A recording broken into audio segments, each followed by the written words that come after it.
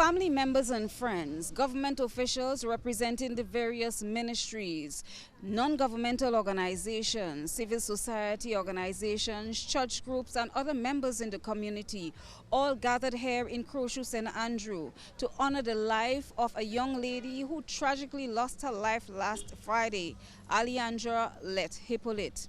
With lighted candles, the procession started at the Crochu RC Church grounds, headed down to the direction where her body was discovered.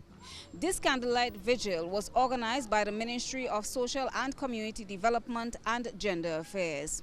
It was an emotional journey with many, including her lecturers and close associates, sharing memories. Well, at first and up to this day, I still don't want to acknowledge it, because knowing her personality, it's hard to believe that this happened to her and actually putting her in that experience. So I'm in total denial, sad to say, but I will miss her because it's very hard to stand up in front of a class, to lecture and seeing an empty seat, knowing that she's supposed to be there. She had a big heart. That night Alicia was on duty, but Aleandra didn't go. She chose to go home to her family. And this is what really make it hard, knowing I spoke to her not so long, and at least by say 4:30, minutes to 5 for the latest, she was supposed to be home. You know, it's really hard. The flicker of candlelight illuminated as hymns were softly sung and prayers whispered into the night air.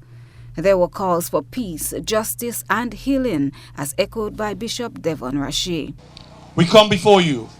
Lord, as a nation we are in pain. As a nation we are mourning. Because this is not just the first. For years we have seen this happen over and over again. And Lord, every one more is one more too many. So God, we come before you and we pray even now that in this situation that justice shall prevail. We pray, oh God, for the men in our society, that Lord, those who do not have the value that we should have for women will have this value for women. The vigil was both painful and powerful, a moment for Grenadians from all walks of life to stand together in solidarity with Aleandra's family and to send a clear message that violence has no place in local communities. With you cursing and screaming, we want this anger to be turned into energy that we use to press the government of Grenada for better and more protective services. We want this energy to be a call of action to our non-governmental organizations, our politicians on every side of the aisle that they find themselves, our church leaders, our community leaders. That was Tyrone Buckmeyer, Director of Legal Aid and Counseling Clinic, Grenada. Minister for Social and Community Development, Senator Gloria Thomas, assured the gathering that work continues to address gender-based violence. As Minister for Gender and Family Affairs, I stand before you to reaffirm our commitment to justice and to meaningful action. We will continue working to end violence against women and girls. We feel the pain of our family.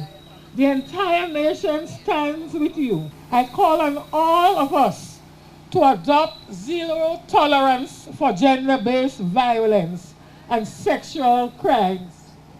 At the site where Aleandra's body was found, the procession paused, as many stood in quiet reflection, while others laid candles and flowers. Community leaders who addressed the gathering urged unity, compassion, and continued support for the grieving family, while calling for collective action to protect the nation's children and young people. Last night's vigil was a demonstration of love, remembrance, and a community determined not to let Aleandra's life be forgotten. From Crochu in St. Andrew, where many have expressed their sorrow about that tragedy that rocked the entire country, I am Chrislina John for GBN News.